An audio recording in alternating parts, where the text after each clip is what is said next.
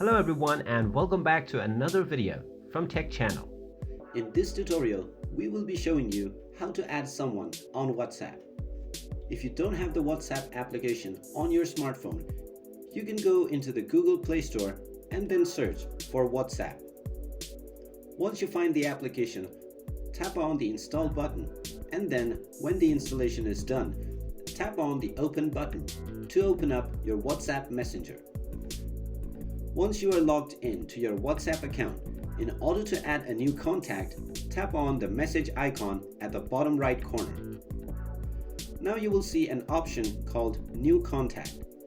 Tap on this option and you will be allowed to add up a new contact.